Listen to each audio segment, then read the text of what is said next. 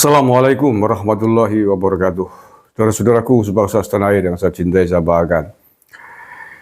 Pada video sebelum ini saya sudah bahas tentang kesalahan Anies Baswedan dalam debat Capres ketiga. Saya juga sudah sampaikan kesalahan dan kegagalan Ganjar Pranowo dalam debat yang sama. Itu saya maksudkan agar menjadi bahan evaluasi bagi semuanya. Mumpung masih belum berakhir, masih ada dua debat lagi kalau nggak salah. Kali ini saya ingin sampaikan kesalahan dari Pak Prabowo Subianto. Saya bahas kesalahannya aja lah, yang dievaluasi kan kesalahan. Kalau yang sudah baik-baik ya silakan dikembangkan sendiri.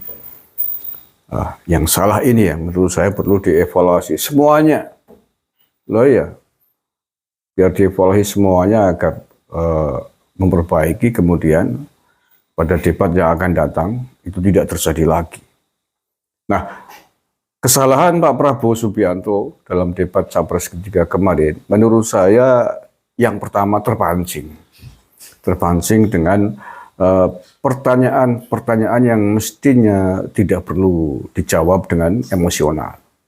Yang pertama, ketika kemudian dinilai 1 oleh Anies, ketika dinilai 5 oleh Ganjar gitu ya, mestinya tidak perlu dijawab. Akan lebih baik kalau Prabowo kemudian ketika dinilai seperti itu, diterima aja.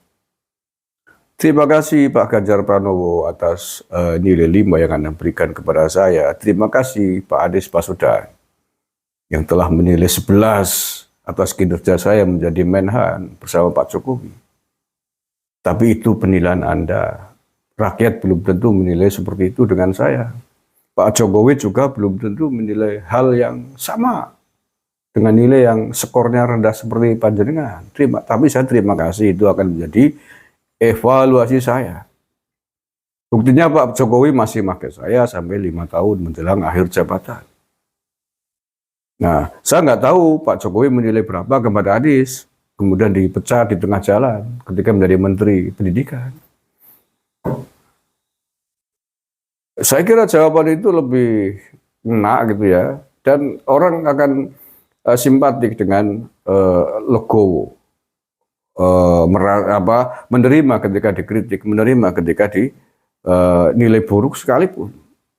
Sekali lagi, debat Capres itu debat politik, debat yang ujungnya sedang mencari merebut perhatian dan simpati publik kepada semua kandidat agar besok dipilih pada 14 Februari yang akan datang.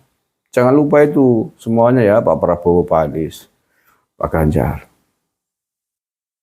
Jadi dijawab dengan emosi yang terpancing. Ya, mereka menurut saya, terutama Anies Baswedan itu sengaja Pak Prabowo sedang mengaduk-aduk emosi Anda. Karena dia tahu bahwa Anda itu sedikit temperamen, sehingga ketika dipancing emosinya, Anda terpancing, maka habis sudah kalau itu sampai betul-betul terpancing. Untung saya tidak melihat Pak Prabowo terpancing secara keseluruhan. Ya memang sedikit terpancing, ya sedikit lah ya, masih bagus. Tapi dengan meladeni jawaban ikut-ikutan emosional ketika dinilai rendah oleh rival politiknya itu menurut saya kurang strategis. Lebih strategis ketika kemudian diterima dengan legowo. Terima aja. Terima kasih Pak Ganjar, nilai Anda 5 dengan saya. Terima kasih Anies Baswedan nilai 1. Masih untung masih ada nilainya 1. Untung tidak dinilai 0 saya, gitu aja. Itu menurut saya lebih simpati dan akan mengena sekali kepada simpati publik.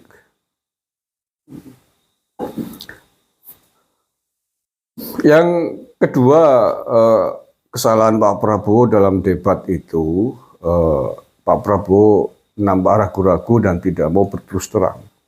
Mestinya terus terang aja sampaikan ketika dimintai data tentang Kementerian Pertahanan. Sampaikan aja, mohon maaf Pak Ganjar, mohon maaf Pak Anies. Kalaupun Anda mengebrak meja, kalaupun Anda naik ke meja meminta saya untuk membuka data Kementerian Pertahanan di sini, sampai mati pun saya tidak akan buka itu. Walaupun saya gagal menjadi presiden sekalipun tidak akan pernah saya umumkan ke publik tentang data-data Kementerian Pertahanan, karena itu adalah rahasia negara, rahasia bangsa dan negara yang tidak boleh diumumkan di depan publik. Mestinya begitu. Nah, itu aja selesai menurut saya, nggak usah kemudian banyak alasan eh, tentang ini itu dan lain sebagainya. Karena faktanya kan eh, Kementerian Pertahanan adalah rahasia negara, dapur pertahanan, dapur kekuatan kita. Masa mau diwer-werkan di depan publik. Dan itu pancingan. Pancingan dari Anies, pancingan dari Ganjar, agar Anda membocorkan rahasia negara. Dan tidak perlu juga hal itu kemudian ditawarkan kepada mereka berdua untuk buka-bukaan data Kementerian Pertahanan di luar forum debat capres itu. Tidak perlu juga, karena itu rahasia negara. Nggak bisa dibocorkan. Nah, ada kurang terbuka menyampaikan hal itu di debat capres. Mungkin khawatir dinilai negatif, dinilai buruk. Tapi menurut saya terbuka saja itu lebih bagus. Saya kira kalau itu disampaikan, kalaupun Anda meminta 1000 kali di sini untuk membongkar, membuka data Kementerian Pertahanan, tidak akan saya berikan.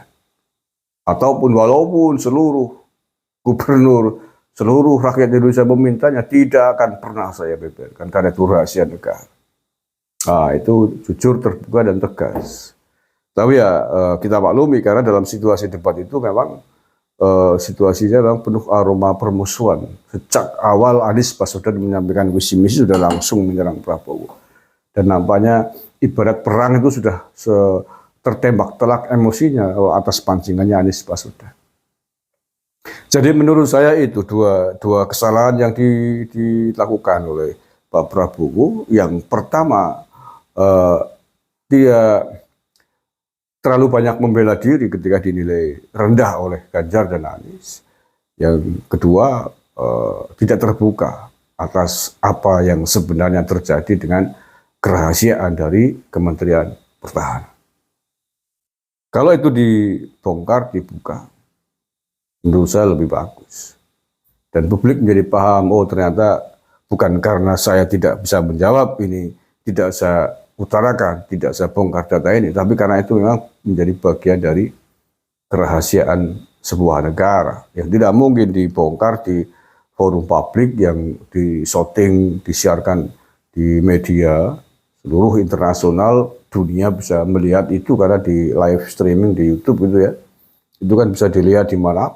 Kalau sampai dibongkar ya, bubar pasar Tarung Banyumas. Grabeh.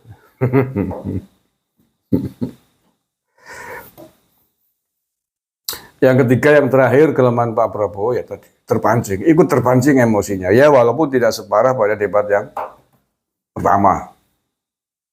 Tidak separah, ya mungkin sudah banyak mendapatkan masukan dari penasihat politiknya, tim-timnya. Nah, untuk yang akan datang, ini untuk Pak Prabowo khususnya, tidak usah. Tata betul artinya. Kalau perlu meditasi dulu biar tidak mudah terpancing oleh pertanyaan-pertanyaan pancingan, pertanyaan-pertanyaan emosional yang dilontarkan oleh rival politiknya. Begitu juga bagi yang lain. Bagi Ganjar, bagi Anies Baswedan. Ya silakan kalau Anda masih terus-terusan sok-sok menunjukkan kepintarannya dengan dengan tujuan menjatuhkan Pak Prabowo di situ, maka yang terjadi adalah bumerang politik. Ya, bumerang politik. Mas Sastro Ngatawi dalam wawancara live dengan saya tadi pagi mengatakan, ada gium Jawa, ada pepatah yang mengatakan ngono yo ngono tapi ojo ngono. Kalaupun Anda pinter, jangan minteri. Bener belum tentu benar gitu. Dan orang Islam, orang yang pernah ngaji, tahu ada gium, al-adabu fawqal ilmi. Adab itu di atas ilmu.